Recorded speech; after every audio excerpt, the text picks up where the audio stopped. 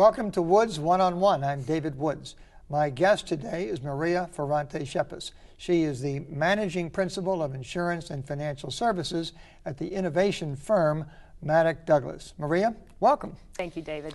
I've always thought, my experience tells me, that life insurance is primarily an emotional sale, an emotional purchase, if you will, which takes somebody to kind of stimulate or stimulate that emotion. So, but you're saying now the equation has changed from insurance being sold to insurance being bought? Well, let's just back up to what you said about the emotion piece. Okay. The emotion piece hasn't gone away. The emotion piece is just coming from somewhere else. So prosumers are taking their cues from people that they know already. So if they already know a good insurance advisor or an agent, I'm sure that they're going to take their cues from that person. But if they don't, as you know, many young people today don't have an advisor. Right. So if they don't have it and they're coming from that place, where are they taking their cues from? They're calling family and friends and brother-in-laws and sister-in-laws and co-workers and things like that and saying, what do you think about this? Because somehow or another their emotions have been touched. Right. And then how they gather that information and make that decision is different. So what the prosumer is really doing, in essence, is selling things to themselves by this process. And that's a very different paradigm than sold, not bought. Okay, but one of the most important things that I have done and do, and any agent advisor does, is to prospect, is to sort through the names and find out who might be susceptible, or who might be thinking about it, or might be encouraged to think about. Right. Or if they are aware in some way, something made them aware that they had a need and they start looking around and asking around, they're going to go to people that they trust, and they trust people that they know. Right.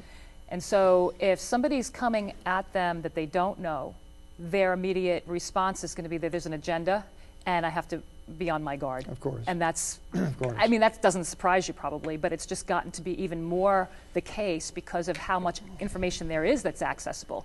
Don't forget, you asked about what happened 20 years, the difference between now and 20 years ago. 20 years ago, people were getting their information from professionals and advertising and a few select mediums. Now they can get it from so many different places. Right. So is this creating problems for, you're nodding quickly, so yeah. Tell me about the problems. Well, who wants to be a transaction person? Yeah, exactly. People don't I sort of bristle at the thought. Of course. Yeah. And have you experienced it ever, like even a little bit, or know people who have, that have experienced that? Well, that I issue? haven't. But that might be because of the amount of experience that you have and the clientele that you've built up. But you must know young people in the business. I do. And some of them are very frustrated with this phenomenon. And I don't blame them because they've been trained to be an expert and an advisor. And yet when people come to them, they've kind of already made up their mind. Well, I just need $1 million of term insurance. That's it. Right. Don't try to sell me anything permanent. Don't try to sell me whole life. Don't try to do this or that. Right. And I know that from my days at Guardian, where I had many people who were frustrated by what the consumer already knew, that they now had to sort of figure out how to unravel, and sometimes they were unsuccessful in doing that. There's a video that describes this very well. We should probably play it, but it's actually, believe it or not, this video was made on YouTube. That's where I got it. It was made by an advisor who is definitely a prosumer as well, because he was very frustrated with his scenario, and then created this. He doesn't call it prosumer, but I do, because the dialogue between the advisor and the consumer is clearly one of a prosumer problem. Let's watch it. Okay. So what can I help you with? I would like to know if I can retire in 5 years. I'd be happy to help you determine a suitable retirement age. I don't want to pay fees. Well, we don't know if we will do any business yet. Let me learn more about you to determine if I can help. It costs nothing to talk to me. Good, because I don't want to pay fees. How old are you now? 45. And you would like to retire at 50? Yes.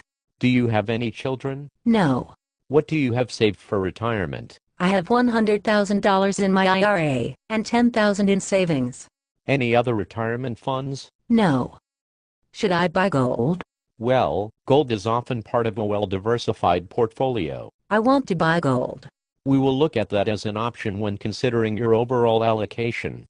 May I just ask you a few more questions, so that I may make suitable recommendations? I think I should invest in no-load index funds. They have low expenses, and I don't like to pay fees.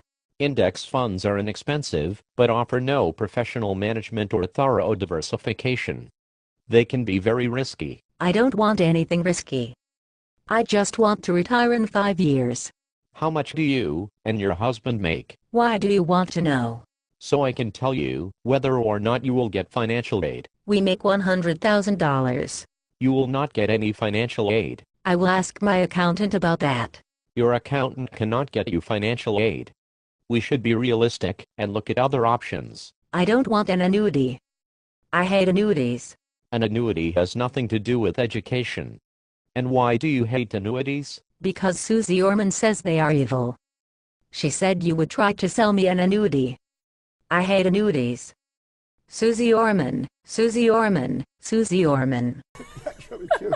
It's funny, That right? is funny, yeah. So give me a one-sentence wrap-up on that. What's the point? The point is, she made up her mind, and she's coming to him to take the order. Now, granted, she has other advisors like her CPA that she trusts, as she said that, and Suze Orman that she trusts. But the person, she didn't have anybody who was able to transact for her. She wants him to do that, Yeah. and he's trying to do his job.